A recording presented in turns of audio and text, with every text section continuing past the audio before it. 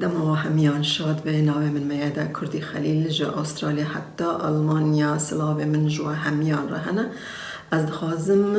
و پیروز بکم جبو دامزراندن آیان دست بکرنا فدراسیون جنین کردستانی لآلمانیا یان لأوروپا به تواهی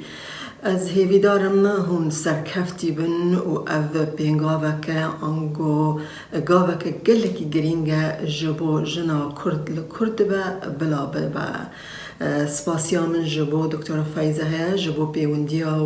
و هر وها سلاوه من جوه میان جنان رهیه کو او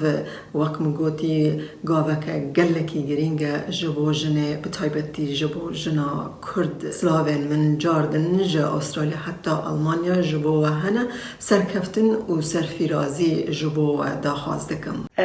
أول إشي يعني كان نفسي فعلا أكون موجودة بينكم اليوم، لكن للأسف الظروف حالت ما بين وجودي اليوم بهالمؤتمر بينكم، لكن بتمنى لكم كل التوفيق. أنا سعيدة وفخورة جدا بكل الإنجازات اللي عملتها المرأة الكردية على الرغم من كل الظلم الواقع عليها وعلى الرغم من كل الظروف الصعبة اللي بيعاني منها الكرد في كل أنحاء العالم، إلا إنه المرأة الكردية قدرت إنها تنتزع حقوقها، قدرت إنها تثبت وجودها، وقدرت إنها تقدم لمجتمعها اللي ما قدرت أي امرأة تانية في أي أمة أو أي شعب تاني، حتى لو بنعم بالرخاء والطمأنينة والراحة والأمن والاستقرار، ما قدرت تقدمه لمجتمعها.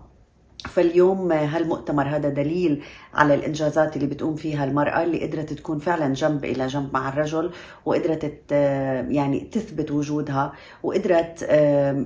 تعكس حتى صورة قضيتها. ويمكن هذا اليوم الهم الأساسي إلنا كلنا، إن نقدر نعكس المعاناة والظلم اللي واقع على الشعب الكردي في كل أنحاء العالم وخصوصا في مناطق كردستان.